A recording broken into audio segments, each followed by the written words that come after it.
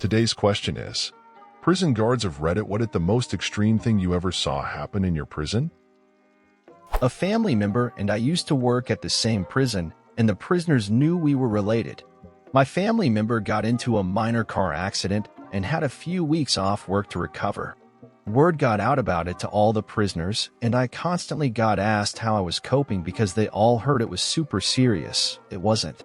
While one was asking me what happened when we had a lockdown code, so everyone had to go back to their blocks. Came to find out in the incident report that a fight had started because two prisoners heard two different stories on what happened to my family member. Couldn't agree, started a punch-up, and got the whole block of about 80 guys brawling. Whole place got locked down for like 10 hours. All because my family member can't drive. I have many stories, and many about this particular prisoner, but one stands out to me the most. Doing a count one day, everyday stuff, and it involves looking through trap windows to make sure everyone is present and breathing. Get to this prisoner's cell, let's call him Prisoner X. Now this prisoner has a long history of sexual abuse from his childhood. As a result, he is an absolutely chronic masturbator. The amount of times Eve had to have conversations with him while he is going to town on his ham bone are innumerable. Anyway, doing a count with a female officer, she looks through the trap and immediately recoils. Now all I can hear is a loud buzzing sound and the sounds of furious masturbation. I decide to check the trap against the warnings of my offsider. Should have listened. Turns out he was using the unit's hair clippers, but he had them wrapped in a glove, turned on and shoved squarely up his arse. All I can see was the cord plugged into the wall leading into his loudly buzzing anus and him giving his old feller the exercise of its life. Edit. Yes. Fuck. I understand I never ended up referring to him as X. I thought I would at started the story and then didn't. I'm gonna leave it up there though, because I can actually take criticism as well as X can take a pair of clippers. I worked in a prison in Iraq. We were training Iraqis to take the prisons over. We had about 8 separate buildings known as K-spans. We had turned one over to the Iraqis just to see how they could handle it. They didn't do well. When we got the call, we were just about to get off a 12-hour shift. We were in the middle of a shift change, so both shifts were present. Apparently, the detainees thought this would be a confusing time for the guard force, but instead it meant we had double the amount of manpower. Back to the call, the Iraqis had lost the whole building. Their detainees had started to riot, and one cell, which contains about 20 men, was able to break a hole in the cell and escape. Luckily, there are 2 more layers of razor-wired fence they have to get through before freedom. We get a call saying they need help at the K-span. We grab tasers, riot shields, and flexi-cuffs and start running. Of the 2 layers of razor wire to freedom, we are now inside the same layer as about 100 escaped detainees. From outside the fences, other guard force see us rushing into the riot and are all screaming "fuck him up." It was a very charged situation. The run was about 500 yards. As I approach the K-span, I see the Iraqi correctional officers, ICOs, in the rec yard. They have makeshift weapons trying to defend themselves from escaped detainees. 2 X4s and other debris from the building being destroyed. They were fucked. Detainees hated the ICOs. Probably more so than Americans. They saw them as traitors. Which if I were in a detainee's shoes, I would too. And now it was 100 versus 10. We can only see the rec yard, not access it. We had to run around to the entrance and go through the building to get to it. Basically, there was a riot of 100 men between us and the ICOs. We had to get the riot under control before we could help them. I was about the 10th U.S. Guard force to show up. We immediately ran inside the building. It was chaos. Inside the K-span there are 20 cells. 5 on the left side, 5 on the right side on 2 floors. 20 men per cell. Most cells they weren't able to escape and were still inside. But one cell escaped and must have gotten keys as they opened about 4 more cells. All the cells on the lower right side were open. Roughly 100 men. A single hallway ran the perimeter of the cells, so we sent a team of riot shields in each direction to corral the detainees back to their cells. One team went right, the other left. I went left behind my buddy who had a shield. I had a taser. As we walked the hall, there are detainees in cells next to us and above us. They have igloo coolers that use for tea and are filling them with whatever body fluid they can produce and raining it down on us. The noise, the smell, the thunder of hundreds of men pounding on the cages next to us. Pieces of building and debris are crunching under our footsteps as we make our way around the left side. We are now at the back door of the building, which is the entrance to the rec yard. It was empty.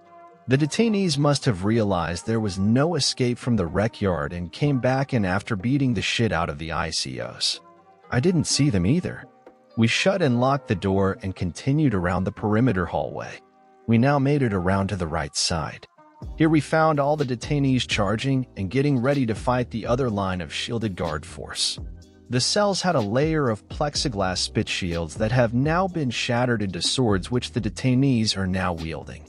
The two teams of shields began to come together, forcing the detainees toward the center. Most of the detainees gave up and simply went right back into their cells. About 20 were persistent and came charging for the shields, where they were easily detained. We finally pushed the last of the fighters back through the hole in the cell they busted out. These prisons were built cheap. The cells didn't have bars. They had a single layer of expanded metal grating as bars. They were able to beat a hole in it using an old man's crutches. It was about 3 feet in diameter. We got the detainees back in the cell, but now we had to go through and cuff them. My buddy and I were the first to crawl through the hole. He put his shield in first and followed behind it. There were about 10 to 15 men in there. Most had already given up and laid down, but 5 or so wanted to fight. I crawled through immediately behind my friend and immediately deployed the taser. Homie hit the ground. Funny thing about a taser is I can still tase you with the gun portion after I've fired the leads. Only those leads still shock every time I pull the trigger. So the poor bastard I got with the leads had to get shocked again every time I had to use the gun to tase one of his buddies. It didn't take long for more guard force to get in behind us, so the detainees gave up quick. We cuffed them and began moving them out. Then went to clean the cocktail of body fluids off of ourselves. This was all at the end of my 12-hour shift. What a day. The ICOs who originally lost the prison were okay. The detainees beat the fuck out of them, but spared them. They didn't come back to work as far as I know. I was a CO about 18 years ago at a max pen for 14 to 24-year-olds. It was insane to me that such young kids could be locked up with adults. We had a lot of construction going on in the prison, and they would bring in older convicts to do the work. One day a young guy started talking shit to an older one, and the older guy hit him in the face with a coffee pot. Lots of cuts and lots of burns. Another time, one of the construction guys snuck a welding rod back into the prison and used it to stab another inmate through his throat. I'll never forget that. I couldn't tell who the victim was because of the amount of blood. Surprisingly, he survived. I was personally involved in 2 extreme situations. One came my first night being alone after training. A group of 5 inmates jumped me. First one hit me in the back of my head, and I went blind for a second. I couldn't get my bearings, but I knew I needed to get to the unit door so the guard upstairs could let me out and lock them in. I ran for the door covering my head and luckily got out. When I was trying to shut the door, which was a large steel door with bolts that shot out to lock it, when it got close to being closed, I shut one of the inmates' feet in it. It crushed his foot. If they were able to save his foot. He was transferred from the hospital to another facility. Then one other time a guy didn't want to go back into his cell, so he tried to fight me. We were on a balcony about 12 feet up. Imagine a second-floor outdoor hotel. There was a line of cells on the first floor with stairs on each end that led up to a line of cells in the second floor.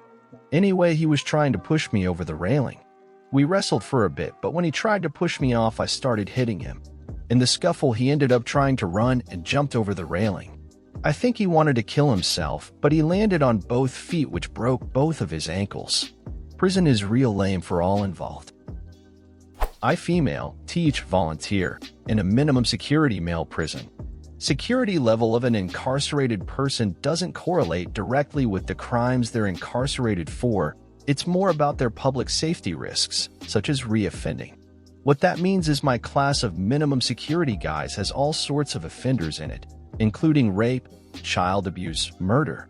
Our class is held a few times a week in a separate building than the main prison, trailer/portable. My most extreme story is one from springtime. It couldn't have been a more gorgeous day, and everyone was chatty about it. Suddenly, a bit of commotion in the back of the class. "Hey, Missa. Hey, teacher lady." I head to the back of the trailer to check things out. Everyone's gathered around a window. "What? Is there some new CO on the block or maybe a transfer inmate they're all ragging on? I swear these guys are just..." I thought to myself, preparing for some juvenile nonsense. At that moment, I saw what they could see: a mama cat and her 3 kittens trotting across the yard and settling in under some daffodils for a nap. A collective rose up from the trailer, quickly covered up with abrupt subject changes, shit-talking, and class questions, of course. I can't help but smile every time I think about it. Moral of the story: they're just people. Maybe they did some shitty things, like real shitty things, or maybe they didn't and they're in there wrongly. Maybe they've been rehabilitated, or maybe they haven't. Hell, maybe they never will be. But everyone likes kittens. And this is the end of today's video. I hope you liked it, and don't forget to comment an anecdote or experience similar to the topic of the video. Leave your like, share if you liked the video, and lastly, don't forget to activate the little bell so you don't miss any of our daily videos. Bye-bye.